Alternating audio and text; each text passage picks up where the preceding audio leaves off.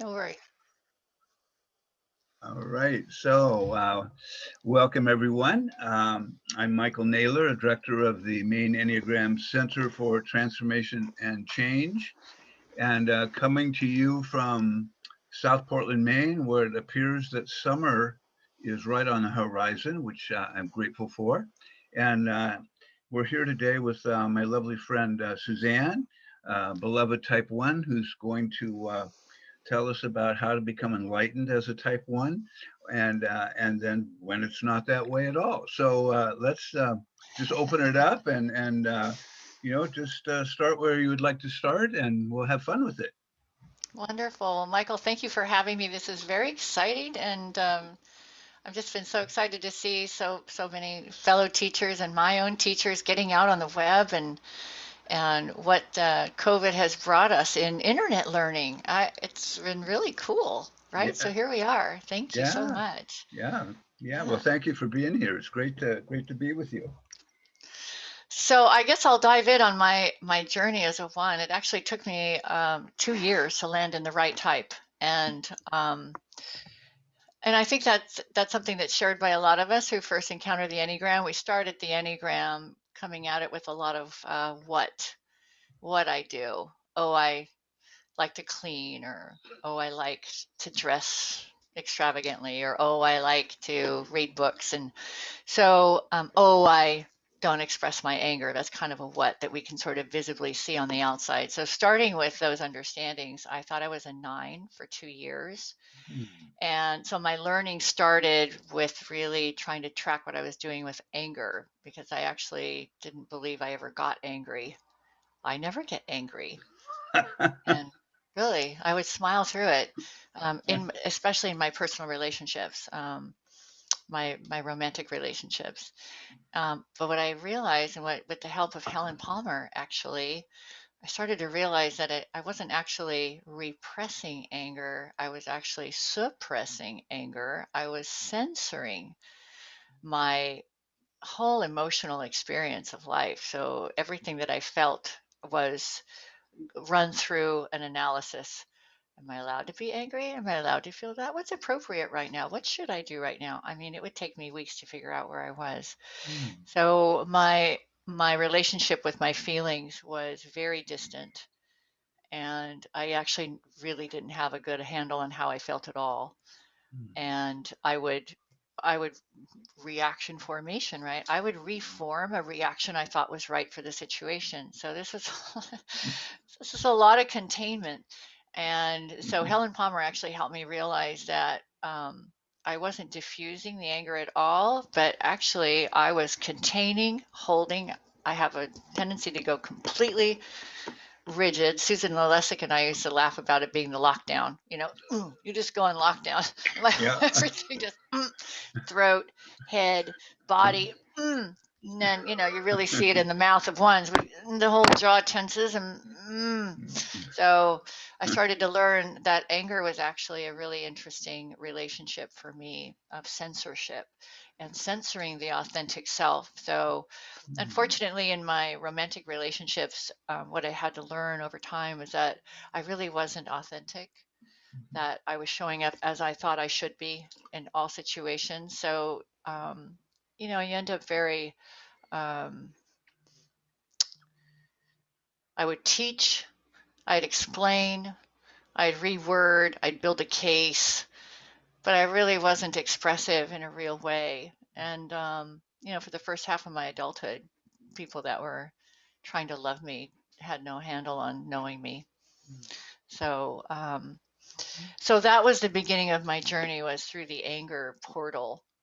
Um, and and then starting to understand body type, heart type, head type. That was critical learning, and definitely understanding that I did land correctly in the body center of intelligence, and particularly type 1. I like to rearrange and reword and reorganize reality the way it could be and the way it should be, Hmm. and then I mobilized to make that difference. And so that's where I really started to understand. I was in the type 1 framework, that I'm organized that way.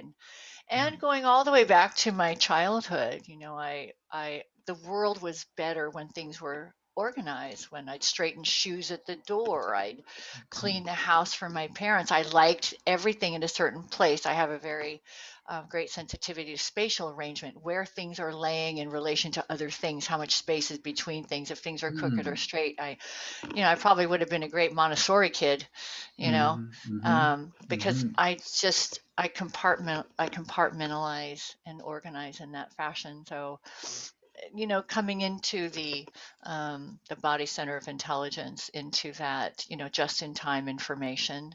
I don't tend to prepare. I tend to just in time reorganize, mobilize. It's really, and this is where we really look different from threes, and we really look different from sixes. But so it's been a wonderful journey into understanding the body center of intelligence, and that I have actually landed there correctly, and that anger is my first experience of the world and the way that I cope. And I'll give you another example. I went to see The Elephant Man when I was 18 with my girlfriend. I now know she's a three, thinking back. So you got a one and a three going to see The Elephant Man. I left that movie fit to be tied. I was so angry. It was so wrong. It was unjust. Well, we need to change this. She cried through the whole film, and I could not shed a tear through that film. I was just frustrated. So some of these differences clued me into the fact that I correctly landed in the body and in the type 1 infrastructure, I'm going to call it, because it's what I'm learning from Dan Siegel and Dr. David Daniels, bless him, my great mentor.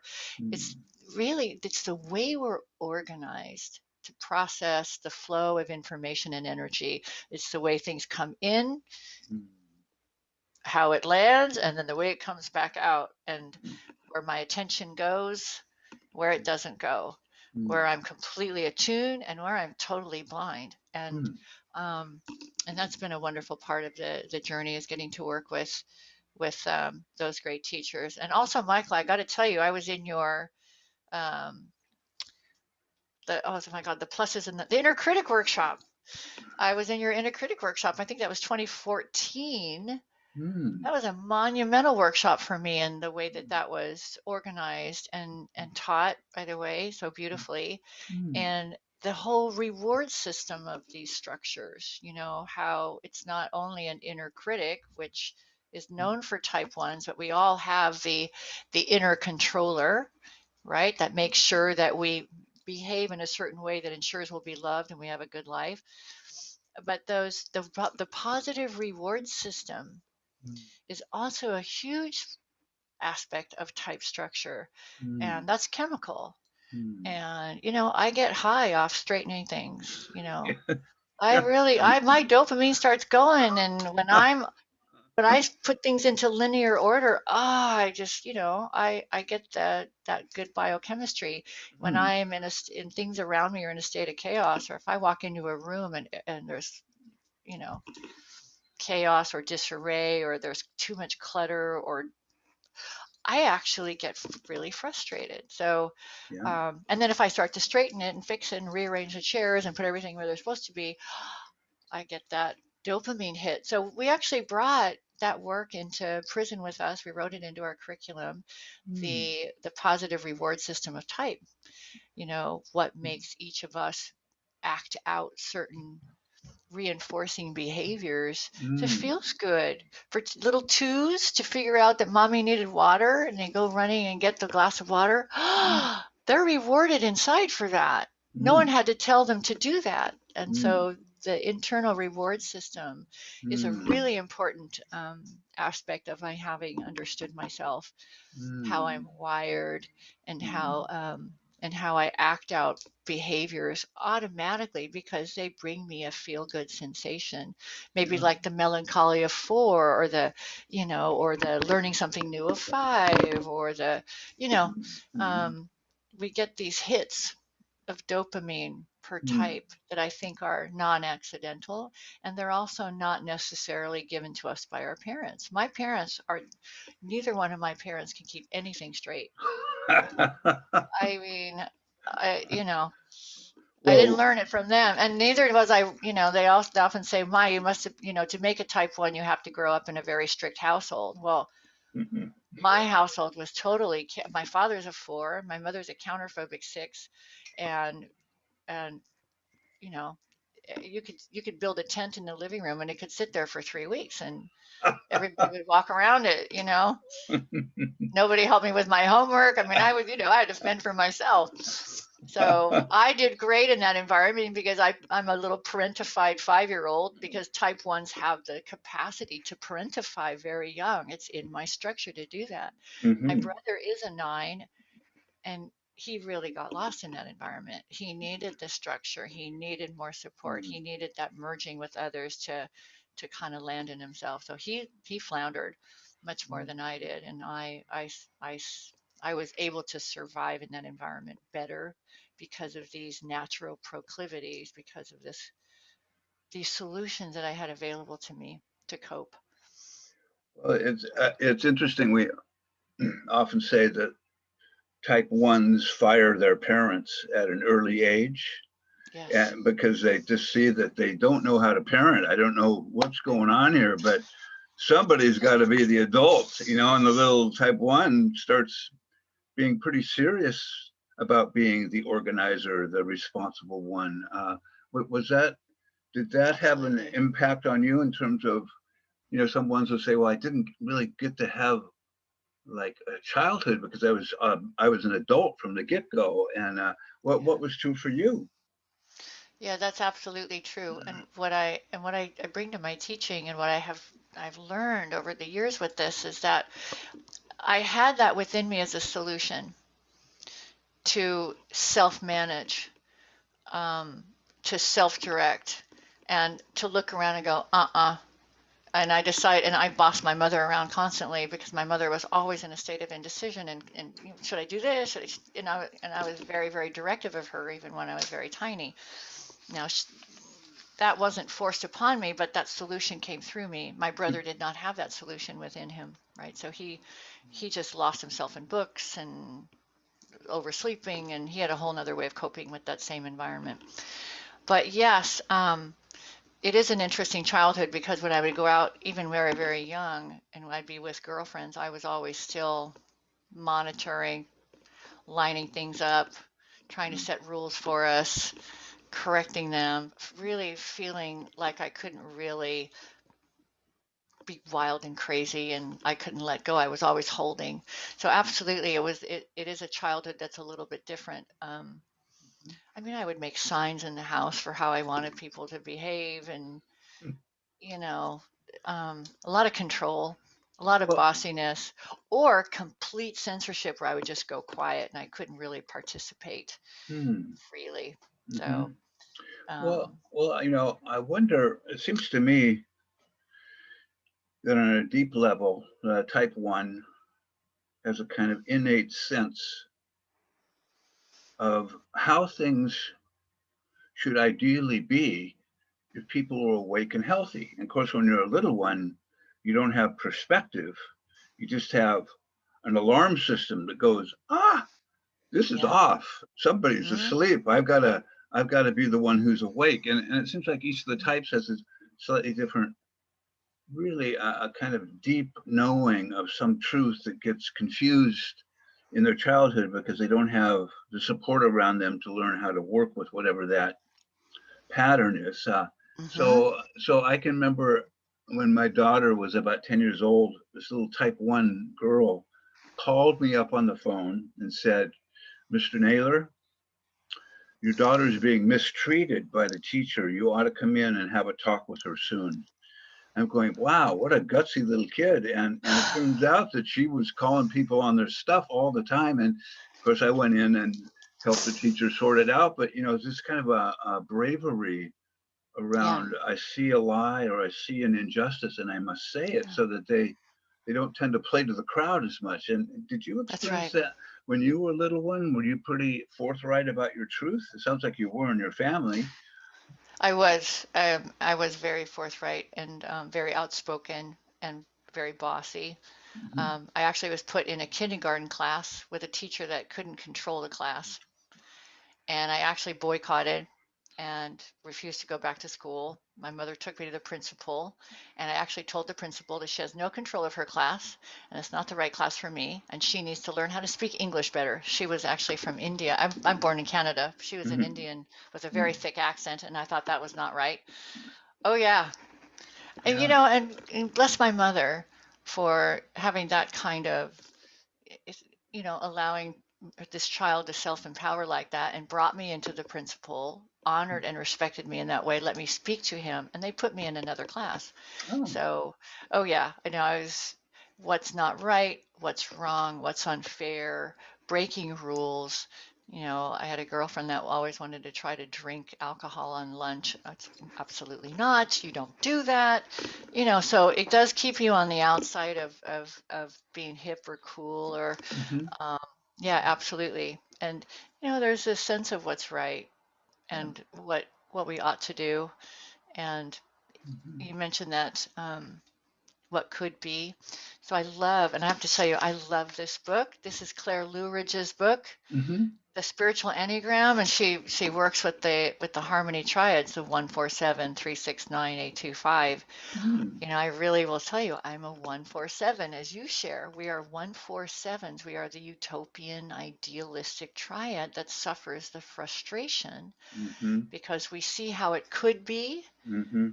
and then we mobilize around what should be, three different ways, head, heart, and body. Hmm. And then that frustration hits. And for me, the frustration mobilizes me. I'm going to fix it, change it, reform it, correct it, speak to it. Can't stay like that.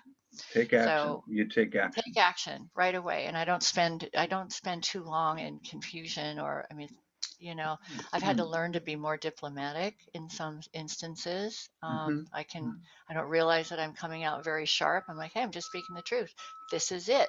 And we speak with a lot of conviction as type ones, and our hands are always there's a Driving the linear point thing with the home. hands. Yeah, I mean, I might say something like, okay, turn right here, and then my partner will turn right, and he goes, why did you say turn right? I go, I don't know. They'll say, but you sounded so sure.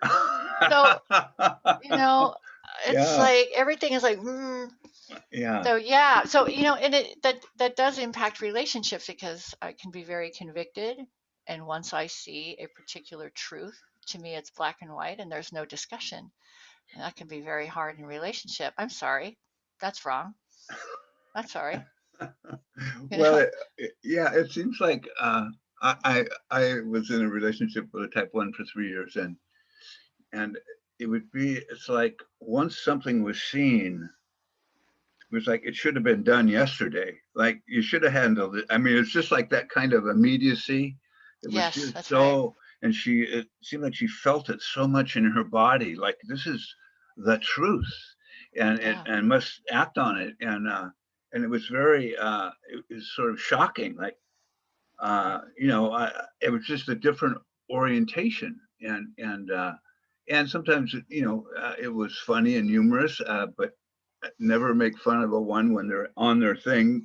Well, nobody likes to get made fun of, especially fours. But so I wonder. It's like the question seems like sometimes one of the things that ones will say and people around is that sometimes ones, when they have a strong conviction, without even speaking, they transmit that somebody's doing something wrong. It's like it's in their energy field, their atmosphere, and people start feeling judged, and the one even hasn't even said anything or even wrinkled a brow. It's just like, Yeah. but they're cooking on it internally, and so one of the wake up calls for one type one says I have to learn to notice when I'm transmitting judgment, when I'm just unconsciously, and I may not even be acting it out at all. So is that anything that has been familiar for you? That's very hard. Um, we expect so much of ourselves. We hold ourselves to these very high standards, and we don't budge easily. So once we've set a rule, it's pretty Mm. hard to move off of it, including not being able to be spontaneous. Things are immediate. Once that, if I notice something is wrong, I have to fix it right now. The agitation level is high. So I Mm. might have finished a design, let's say, because I'm also a graphic designer. I might have finished a design. I'm out at a dinner party. I realize something, oh, I forgot. Oh, that's not, the dinner party now for me is very difficult. You just keep I've got to thinking of that. correct it right now Yeah. to achieve any level of serenity. So there's Yeah. no serenity when something needs to be fixed, changed, done, accomplished, depending Mm. on what's in linear order. So serenity is really hard to come by because there's always more to correct. There's something else I need to finish. I have a personal list of things in my life, and then I have all my business things in my life, and I have things I want to go back and do better and learn more Mm. about. I mean, it's endless, right?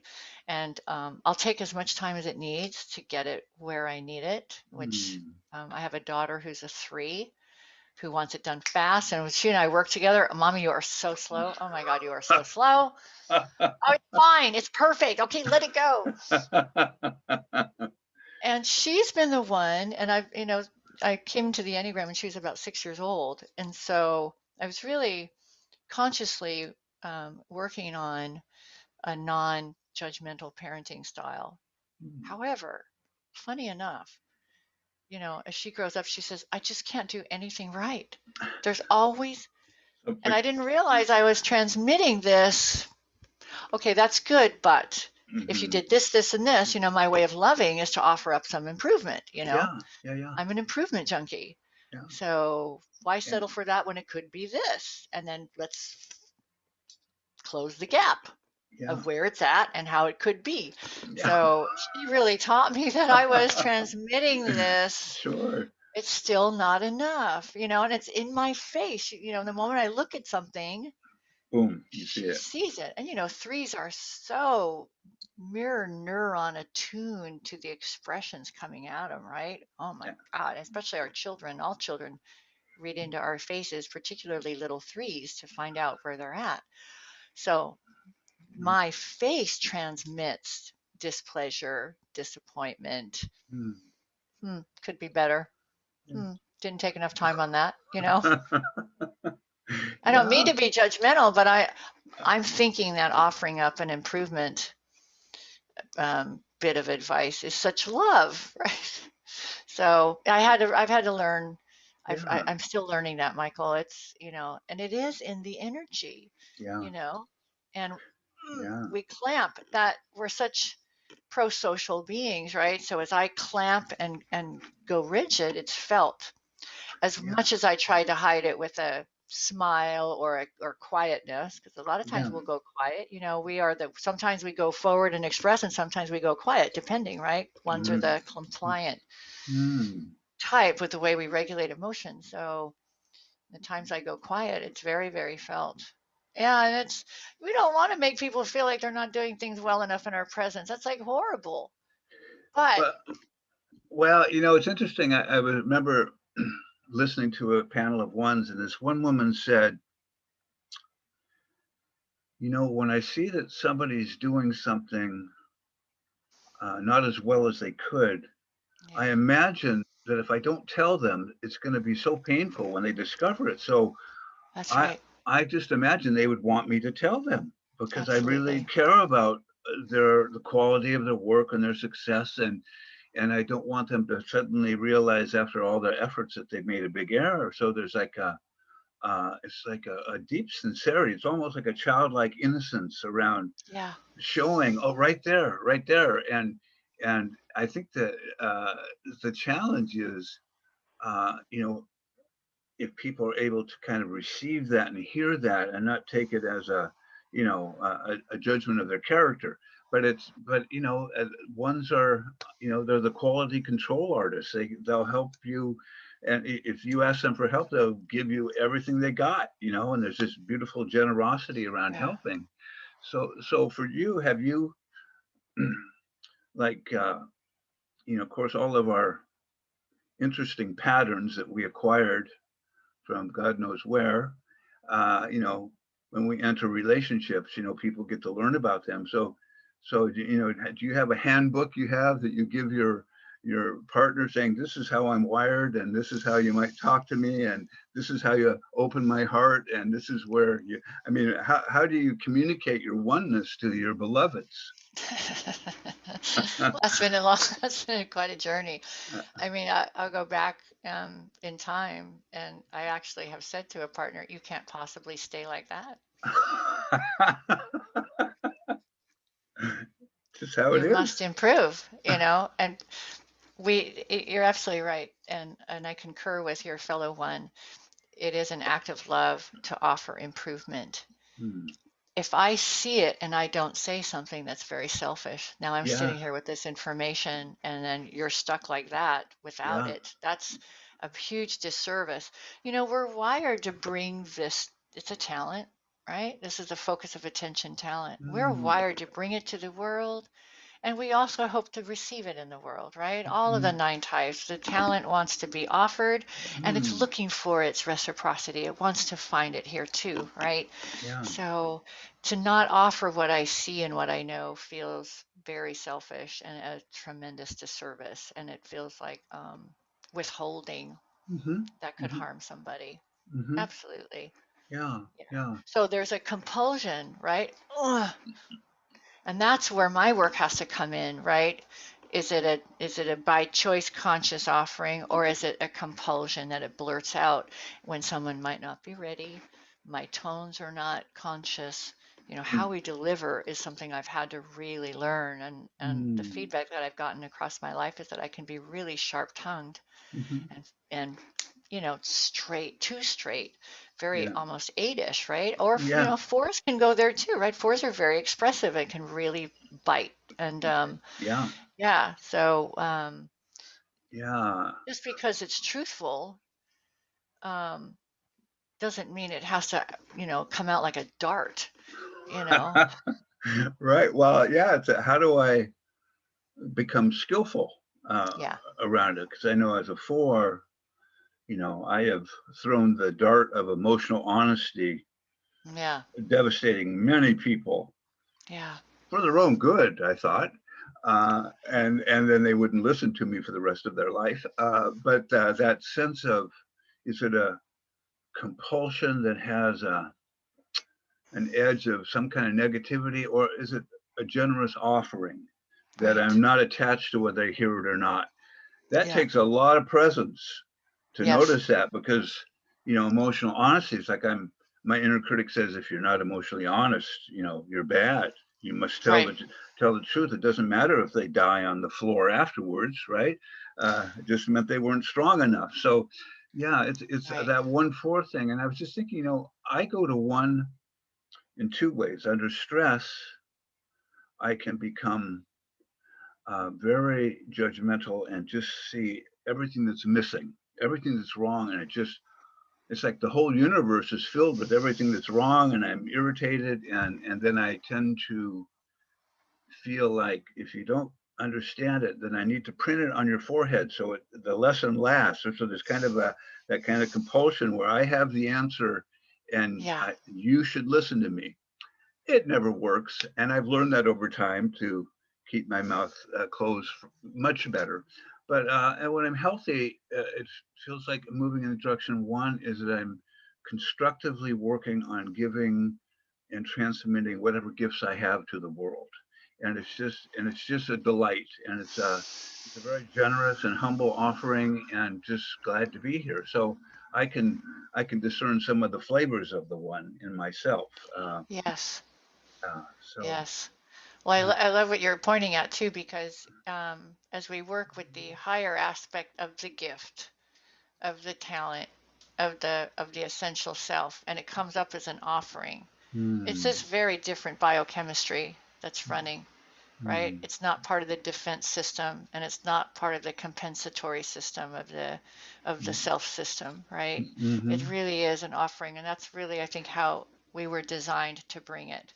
Yeah. And we get traumatized, we get neglected, we get abused, the self system gets damaged. And of course, that same beautiful gift now can be used as a weapon to defend It can be used as a deflection or some kind of a discharge mechanism to bring up compensatory um, biochemistry to help us get out of psychological pain, right? And so, Yeah. when I was a young woman, I was working in Japan for an international sports federation, and Mm. I can remember scolding someone publicly and getting high off of that, getting I a know. little, you I, know, yeah, yeah, I've done that.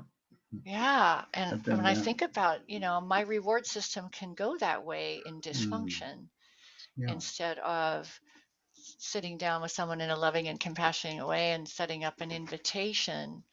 Hey, Mm. I'd like to invite you to take a look at this with me. Mm. Completely different and a very different impact on another human being. It's almost like to scold and get high, I'm using this human being, Mm-hmm. right, for my dysfunctional needs. I wasn't aware of it at the time, Yeah. studying the Enneagram 20 years later, and I'm like, oh, look at that, I wow. know. So that consciousness is how to use the talent for the higher good of self and other and not use it in a dysfunctional and compulsive way. And that, boy, talk about, the hands on the steering wheel and foot on the brake as necessary, right? With consciousness, oh, Yeah. I'm not going to Yeah. use it that way anymore, right? Yeah. Yeah. But yeah, that's where the work is. And, we, um, in the idealism triad, we have a tendency to distance ourselves with teaching and preaching and correcting. And we see the ideal, Mm. and especially in type 1, I can talk my way around my feelings in a heartbeat by going into teaching and understanding. I don't have to feel my hurt. I don't have to feel my anger. And, sadly, in my personal relationships, I turn into a therapist, I turn into a coach. I start talking about what just happened and I analyze it and then you did this and and I'm not even in it, right? And Yeah. and I really learned that that's one of the ways that I distance myself very easily from my feelings. Feelings, what are those? They are just like, I have a great way of um, talking, coaching, and teaching my way around my hurt. Well, that's Type ones are often good teachers. We have yeah. we Yeah. can organize information. We're good translators, but then again, I get an emotional pain, and what do? I start teaching. So I end up using that gift as a defense against myself. And that's very harmful in relationships because there's no authenticity in me teaching what just happened here. you know, Instead of me being in it. Wow, what happened to me? Oh, I got my feelings hurt. Oh, I just No. spent a half an hour trying to explain it. Well, So the it's so teachy preachy defense, right? yeah. Yeah, I think my wife would have a bit to say about that. It's funny, my I'm in the Gurdjieff work, and my teacher often says, he says, it's actually easier to be out there teaching than it is to have a real relationship with those close to you. He says you want to be really careful. He says people lose themselves out there in the cover of being a teacher, a transmitter of essence. They learn how to perform essence. They become, Yeah, really, kind of a salesman of essence. And yeah, then at home, their kids won't talk to them, and their wife is ready to divorce and says, where the rubber hits the road is with your beloved. That's the hardest work. And if you can remember that, you won't lose your relationship like so many people do who start to get some sort of following or fame or whatever. So it's a powerful thing absolutely. to notice. Oh, I go into teacher mode. I've just been hurt. Now I'm going to lecture you on why you're an unconscious person, and that will cheer That's me right. up. That's right. And I don't ever have to actually be very vulnerable there and Yeah, say, yeah. I got triggered. I Hmm. hate that about myself. I'm not in that truth of my own maladaptive behavior. I Yeah, can whoop go right up around it, right? yeah. So yeah, so learning that has been. and that's an ongoing process because that's second nature. That's Oh, the it's first quick. line of defense, Of right? course. Yeah. And then I have to come back and go, okay, how do I feel? For me, accessing feelings has been a long journey. And this, the Enneagram community hasn't talked about this too much. And Matt Aarons, I've got to give him credit for this. And I've talked a lot about attachment styles and the types. I Mhm. have an avoidant attachment style. I've got to do all of myself. Don't ask anybody for help. And if you do, it's not going to be done right anyway. I mean, take the burden, take the burden. And um, going inward on the self is my first place. And, consulting others has brought more conflict or more frustration or more confusion. So Mhm. my suspicion is that these attachment dysfunction are not random either. That why would my solution, or when the attachment bonding, when there's interruptions, right, in the attachment cycle when we're really young, some end up disorganized, some end up preoccupied, some end up avoidant. I Mhm. suspect that those neural wirings that are there from the very beginning set us up for the kind of attachment break we may endure Yeah. if the attachment system fails. So, and I would suspect that type ones have fallen into an avoidant attachment style, as do type fives. Yeah. Um, yeah, so someone's got to do some research on this, but Well, I think that's my sense of it too, and the way I articulate it is just that wherever our innate need to be mirrored and held and loved isn't met, then based on our type, our defense structure arises to protect us so that we don't yep, disappear and we it's like it's a mechanism of protection and that saves us through childhood, and then when we become adults it starts to support us repeating the suffering we had as a kid. Then it's like, well, yeah, what kind of a joke is this? What I used to survive now is causing all the pain I wish to survive as a kid, and I can't get close to people. Now I've got to undo it and unweave it and heal it. that's So right. so I wondered for you, what are the things that have been helpful for you for kind of like we sometimes call the tightening of the one, the iron girdle when it starts to get all tight, right? It's, Yeah, oh, so the what's lockdown. yeah, so what's been helpful for you in your journey to begin to relax the structure or the identification with your type and allow you to really access that beautiful heart, so that it's safer. I mean, other than it's probably been dozens of things, but what anything stand out to you that been of help to you? Breathing, that simple breathing. Mm. And what I learned along the way is that I was a shallow breather, and I pretty much held myself in a constant tight torso stance, and I was a very Mm. shallow breather. Mm. And so I started learning to take deep breaths. I also realized that I held my breath a lot. Mm. So actually, just learning to take very, very deep breaths was the first thing.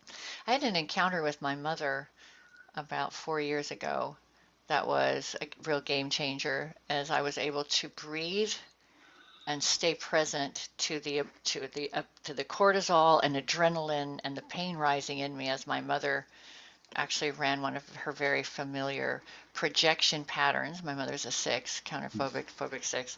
Mm. Um, and those projections have always been very, very painful for me, especially when I was very young. You don't understand what's going on when you have all this stuff being painted on you. So Mm. anyway, so she's launched one of those, and I'm in my 50s by this time, and I'm in the Enneagram community for a long time, so I'm everything, but I watched it, solar plexus went, and the throat went, and everything's locking down, and I'm just like flooded. But instead of just, and with my mother, it would usually be an immediate correct her, correct the falsehood of this projection.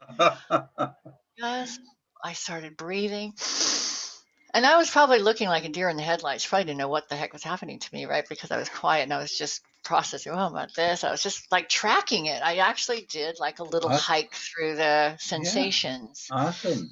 And I'm like, wow, this really hurts me. Mm. And then I had this compassion. This really hurts me when she does this. Mm. And that was the Awesome. first time I could actually have the feeling in the moment rather than the defense system, the clamping. I actually could feel that I was being hurt, like my Wow. heart was being hurt. Wow. And I just looked at her and I said, Mom, why are you saying that? Mm. And she looks at me and she's like, I don't know why I'm saying that. And the two of us just, it broke the trance, and Ah, it beautiful. was extraordinary. But, Beautiful.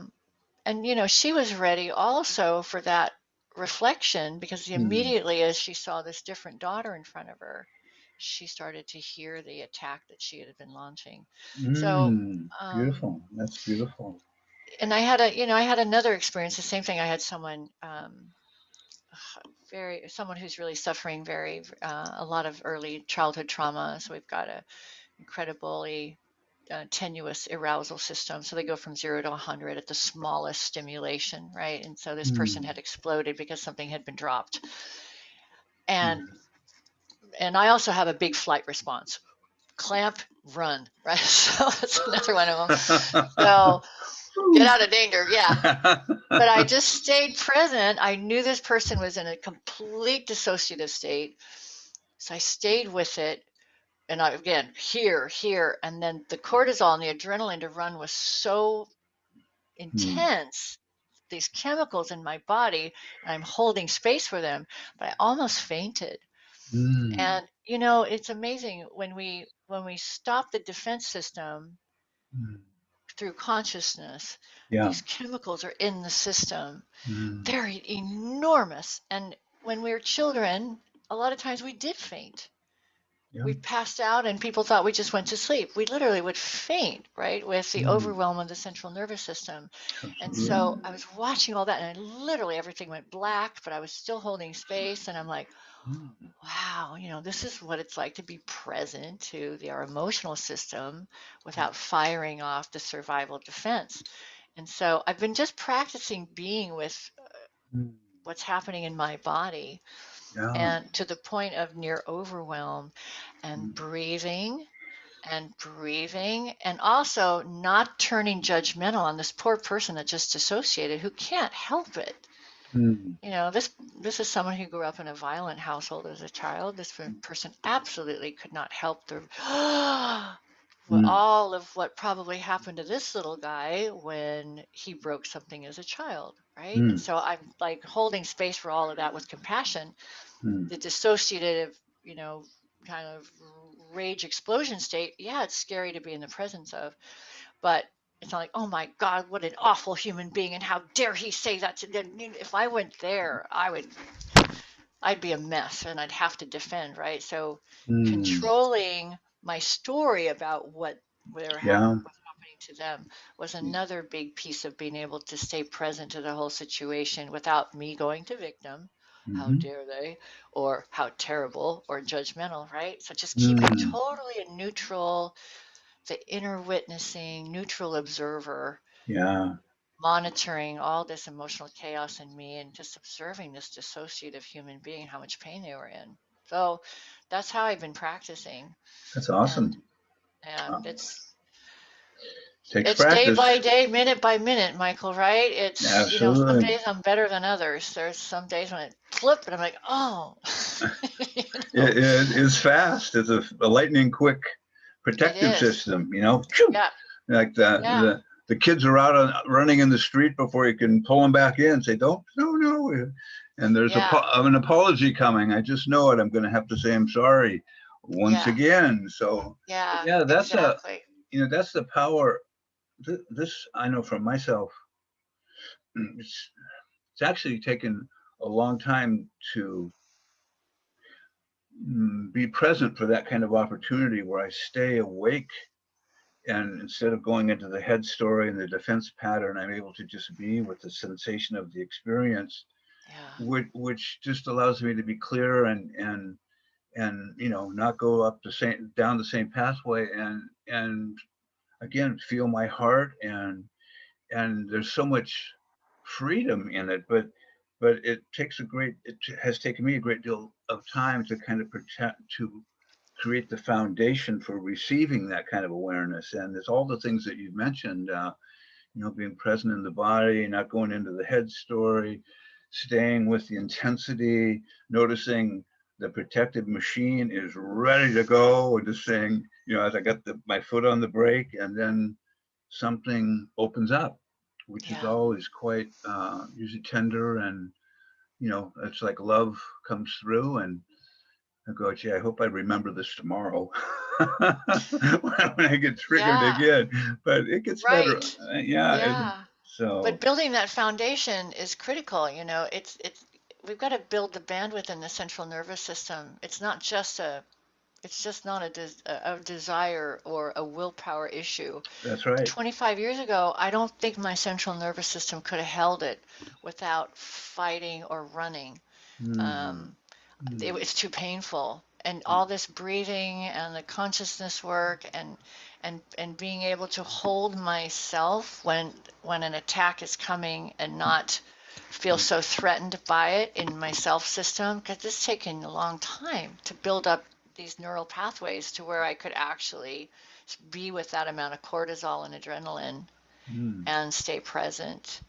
It yeah. wasn't there 20 years ago, you Oh, yeah. know. Yeah. I Yeah. would short circuit it, because it's almost like your wires fry, kind of, you know. Yeah. And that's why I have so much compassion now for the dissociative disorders and people Mm, that are explosive, working in prison with people.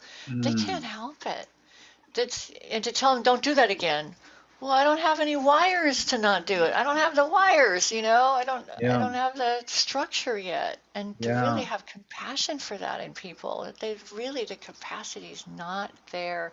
Intellectually, they may want to, and God bless Mm-hmm. people that can't control these explosive rages or panic attacks. The Mm, wiring's not there yet. yeah. Yeah.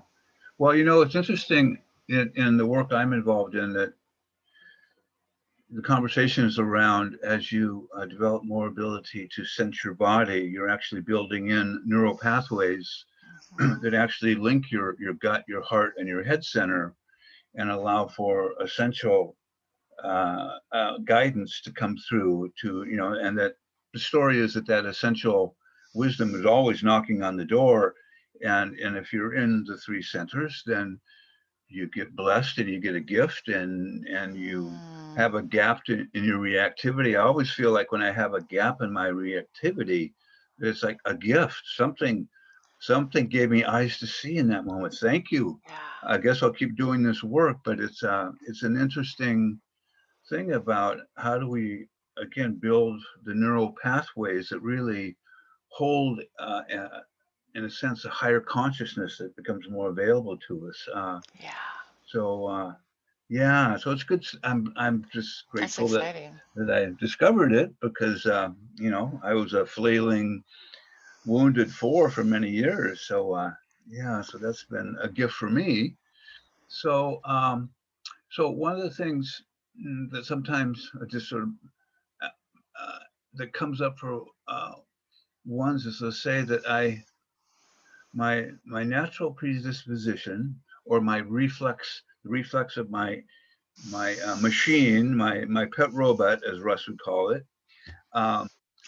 like you say, is to move in the direction of fixing what's wrong, and to also, there seems to me to be a quickness that ones have Mm. for ascertaining what's wrong, that's Mm. about 10 times quicker than other people, right? They just Mm. see it, spot it, let's go. And the others are going, well, what do you see? I don't quite get it. What? Come on, it's right there. Can't you see it? So so sometimes that frustration of, I see clearly what needs to be done quicker than most people, means I Yeah. have to develop a kind of patience. Because Mm. sometimes, one type one said to me, sometimes when people like are doing it wrong, it feels like they're doing it to me. I start to feel like it's a way that somehow they're, it's a referendum on myself, and also when they're not quick to respond, what comes up is they're lazy, or they're giving me a hard time, or they don't, judgment comes up. So I wonder what's been true for you. Do you notice you have that fast kind of on the mark perception of things? Yeah, it's, that focus of attention is a gift. And I do believe that these gifts come in to support the survival of the species. So I bring this, and it Mm-hmm. is fast, and it's readily available, and it's effortless. So when I walk into a room, it's just that data comes at me fast. Yes. And um, and it's not that I have to hone in on it at all. It's It just just boom right there. there. Yeah. So learning to deal with the frustration of it is actually where the work is, because the moment I'm aware of it, I get frustrated or agitated in the body. So there's the agitation. So the serenity's gone. Mm-hmm. Serenity's gone. Serenity's gone. That's kind of the existence. That's the relationship with myself. Oh, serenity's gone. Serenity's gone. So I run around constantly trying to get Mm-hmm. above condemnation, trying to Mm-hmm. get to serenity, but it can only be if everything is as I've Perceived it. perceived it, and as I set this, I set it in my mind. I can see what it needs to Yeah. be. Yeah. Yeah. That could be a project I'm working on for a client, or that could be a conversation I'm supposed to have, or it could be exactly how I stage a room in my house. I mean, everything has its place, and Mm-hmm. until that's accomplished, there's no serenity. So the faster I can get that fixed is the faster I get this agitation out of my body. Yeah. So, and Yeah. that's hard for people that are with me or in Mm. my life, because for them it's like, yeah, take care of that later. No, just let that go. Let that go. I don't know, what does that mean? I don't let it go. Wow. And people, because we pursue perfectionism, there is nothing I can ever get done perfect. I make more mistakes, and I know every single one of them, and it's very painful. And it's not that we achieve perfection, it's just that we suffer the gap Yeah. of what it's not yet. And, I co-wrote this book with David Daniels, and let me Mm. tell you, that was the hardest thing I've ever done. That must have been. The editing process, I had 5 editors on this book, and that the editing and getting it perfect and just, I mean, it's almost like I was massaging bread for 3 years. I probably will never be done Yep. with what it could be, and so it's hard to Mm. finish things as a one. It's very Absolutely. hard. Yeah. So if sevens don't like to finish, we just can't finish it, because, and then we have to, then we kind of, we let things go because we run out of time. But there's always more I can play with, Yeah. and even with my clients when I'm designing, I have to get it to a certain place where I go, before I can even show them any of the ideas. So by the time I show someone an idea, it's been, you know, I've got it to where I like it, Yeah. where it's not causing me agitation. If I'm still agitated, I can't move on. I can't move on. And so there's this Yeah. linear world in my world where this goes before this goes before that, and everything is in a line. And so Mm. I might think number 1 is going to take me 3 hours, but actually I can't move to number 2 until 1 is done, and I get Yeah. backed up. And Yeah. I can get really backed up with my time. I'm always running out of Mm. time because things take longer than I thought, and I can't leave 1 done and Yeah. unfinished to move to 2. It's Yeah. too much agitation. Have to Yeah. finish. Mm. So this linear thing that we have, which is a Mm. gift, right? Mhm. Because Mhm. we'll take anything that's in chaos and we'll make order out of it. Yeah. That's the gift. We bring that to support humanity and our evolution and our survival. But Mm. as it becomes a liability for ourselves, when it goes from gift to compulsion, and I can't move on even though I need to, right? That's where I have to be conscious and say, then I got to work with the sensations in the body. What's my pain level here? You know, I got to breathe. I got to go work out. I gotta like go. We're like little bulldogs. You have a hard time letting go of anything, Michael.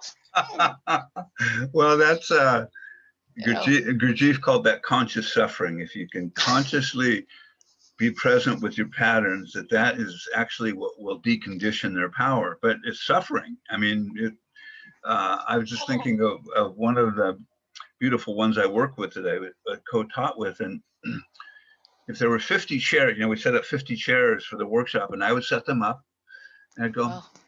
and she would come in and move every chair an inch or a quarter of an inch, and I go, I don't need to do this anymore, right? Because she would always come in, and I go, it's not that much of an improvement, but if you like it, that's good. And then I remember we got flowers, so we had a couple bouquets, and one bouquet was about 3 inches higher than the other. And I thought, I'm a type 4, it's artistic, right? And she sees it, and she goes, oh no.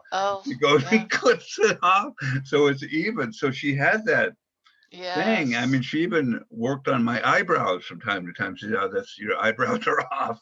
And she'd come and clip them.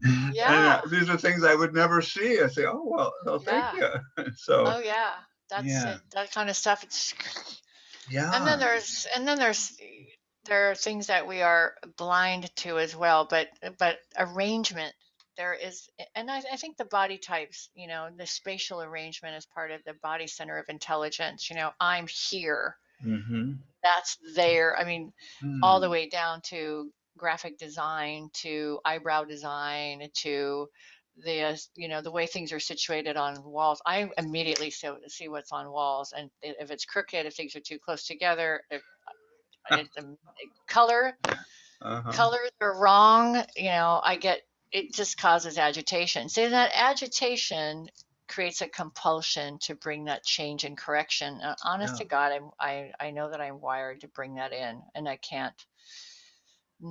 cannot ever not have that talent, but learning how to wield it with mastery and compassion and love as an offering rather than as a scolding, that's been a part of my work.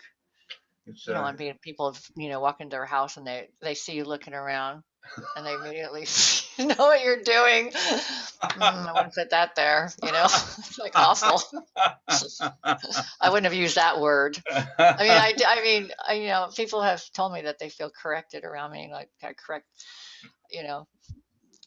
perfection in speech is something that I can get very sensitive to. That's not the word I used. That's not what I said. Well, it's just how you roll. Well, if you can keep a sense of humor about it, that's the key. Like, we have to. Yeah. It's like, I think the lesson for me is just to notice how powerful these patterns are, and I can have a library full of wisdom around how they operate, but learning to actually begin to create ground for them to shift is not an easy thing. I often say I have to witness my pattern take over 1,000 times before I finally get some space to be more present, and it's very humbling. You can't get too high on your horse if you're watching your patterns. It's like they're lightning quick, and they have a mind of their own, and they don't care what your plan is for the day. You press the wrong button, and boom, there they are. And I go, oh, that guy, I thought I got rid of that guy 10 years ago. I'm actually more comfortable being grumpy than I was 10 years ago. How does that happen, right? More freedom just to be, overly aggressive with no conscience. So they also change. But so for you, what, the ones that I, in my life, all have a really tender, sweet heart. But I don't, sometimes I get to see it, sometimes I don't. But I wonder for you, if you would say a little bit about your heart's evolution, what you notice about that. Because I always, when I'm in your presence, feel a beautiful heart. So just wondered, like, what's your work been like around that beautiful heart of yours? Thank you. The heart was the last for me to really come online. When I was a young woman, I had a friend dying of AIDS, and I didn't know how to be with that feeling, so I just never went to see them. I was very avoidant, and I was I would say, far less compassionate young woman. 3 strikes, of course. You make a mistake, you're out. That's how I was. When that got voted in, I was all part of it when I was 20 something. The Enneagram um, work was the beginning of my healing, the healing of some of the dysfunction with my mom, Mhm. and um, and allowing me to become vulnerable. That what was that? I didn't even understand that word, and I didn't understand the word forgiveness either.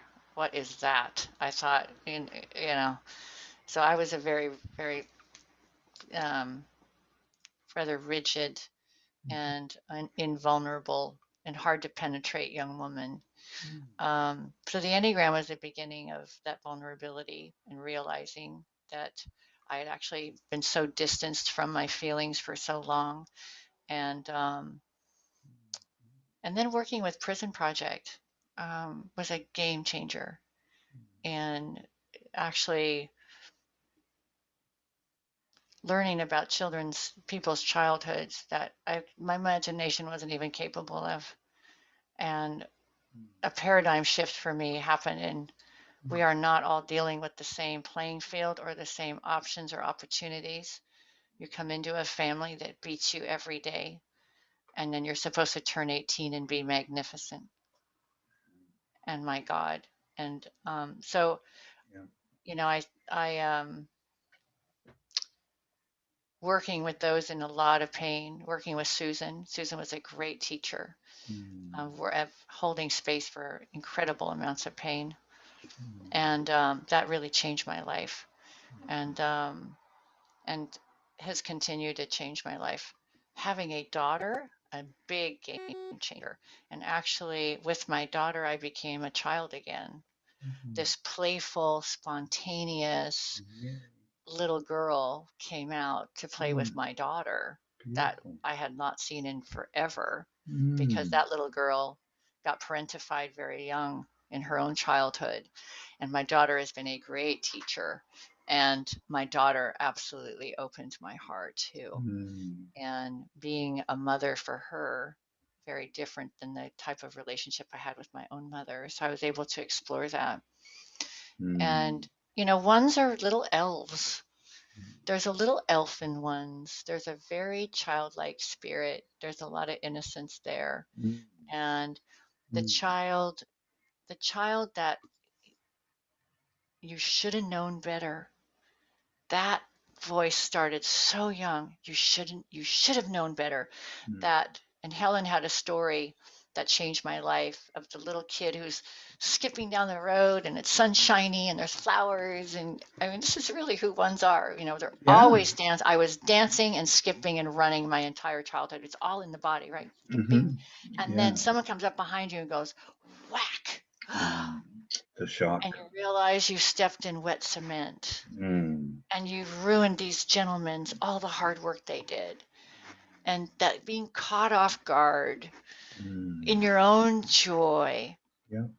messing something up and not seeing it. And so this propensity to get ahead of it, be above condemnation, Mm. get ahead of recrimination. Mm. I'll do something three different ways to make sure it's right, rather Yeah. than just, you know, Yeah. just to get ahead of that pain. Yeah. Um, Yeah. and that really cuts off the heart, because you've got to put a lot of energy into protecting the shock of your own free, liberated little self. Yeah. But Yeah. when I encounter ones, there's a little twinkle in the eye of one. There's a little elf in there that wants Absolutely. to be free and Absolutely. skip and sing and be really silly. Yeah. And so Yeah. accessing that has been extraordinary. And Mm. not having to always be the adult, the moral compass in the room, Yeah. and uphold the standards and be the example, you Yeah. know, to actually be the fretful, crazy, spontaneous, goofy Mm. little one. Yeah. Yeah, little Ah, one, literally. yeah. That's been a part of my journey. Um, but Yeah. yeah, but so Beautiful. yeah, the ability to experience compassion and articulate it and be with Mm. emotions that are unbearable, something I wasn't capable of doing 20 years ago. And Prison Project and my daughter and a lot of Beautiful. different teachers in my life have. have really helped me open that part of myself back up. I really don't believe we necessarily lose it, right? Yeah, But yeah. we have It to gets, regain the access. yeah, it gets I think it gets closed over, as protect, Hmm. and that's been my experience of, depending on the suffering I experienced as a little boy, feel like my recovery has been about taking off layers and layers of protection, so my heart becomes more available and accessible. And then here right now, and thank God I've lived long enough to experience that. Yeah. It's been a long journey, Yeah, but isn't that the truth? yeah, but it feels, it's just a delight to be able to rest in my heart. It's just a gift from the universe. So yeah. And it doesn't, it's like it doesn't get punctured um, when we hold it, and then the feedback we couldn't tolerate when we were younger, and the injury that came at us from unknowing others. It it's this presence that allows me to be with my heart, that I can actually keep it open Mhm. when this is happening out here in a way that I never could when I was little, to the point where I couldn't see my dying friend, you know. Mhm. Um, Well, but yeah. one of the sayings I liked was by Hafiz, who said something along the lines that as your heart gets broken, says after it's been broken enough, the unbreakable heart arises. Oh. Which that just resonated as like there's an unbreakable. I still feel suffering and I can feel it deeply, but it doesn't scatter me away, or it's just there, and I have eyes to see through it, and I'm not lost in the sea of the type 4 pattern. And but it's been from allowing myself to grieve fully, and just it seemed like Hmm. it seemed like I needed to do a lot of grieving until something opened and allowed my heart to become more stable, more I don't know. It's like it feels like there's always a kind of a deep pool of serenity that underlies everything now. That just is sort of. I mean, this is all my imagery for it, but there's something that just really a deep quiescence that finally began to come up, which makes life more fun. That's for sure. Absolutely, absolutely. I love that. It's finally we get to the unbreakable heart. Yeah, Yeah, yeah. I think that's it's stunning. I resonate with that very deeply. awesome. Yeah. Well, look, you have so much beautiful wisdom insights. I've so appreciated just everything that you've talked about. I just want to make sure I don't leave you with something unsaid. And is there anything that's you haven't had a chance to say, or that you'd like to add? Just anything. Hmm. Well, I could say to all of those that are interested in the Enneagram out there, and as you're getting started, and as we start with the what, which are visible behaviors, and then always ask the second question, okay, why do I do that? And the why is really where we start to get into how we're structured, how we're organized inside. You know, why my daughter is a 3. Why does my daughter clean her room? To please mommy.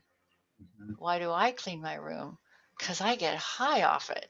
Very different reason. Yeah, yeah, You know, she's yeah. centered around her focus of attention, and why she does certain things will be different than my why. Hmm. And that's why we've got to ask the why question under the what. And that helps us really land in our Got Enneagram it. structure. Yeah, Yeah. awesome. Well, gosh, just a pleasure to be with you, and just so grateful for your beautiful soul and everything you've transmitted today. And gosh, and I will, you know, hope to get back to you soon on this, and you'll see that you did perfectly. That's the good news. Flawless. Every sentence was so well put. I mean, couldn't have been better. I give you an A+ all the way. So You're so cute. yeah. Thank you so much. You're such a divine teacher, and it's so Oh, wonderful to be here with you today. you Thank you. too. Yeah. And down the road, maybe another conversation, about instincts or something. There's probably a lot of things, but just a joy to be with you. And I just sending you lots of love, many blessings, and look forward to connecting again. Thank you so much. I would Yeah. love that. I would Uh, love that. Okay. Okay. Bye Thank bye. you. Yeah. Many Bye. blessings.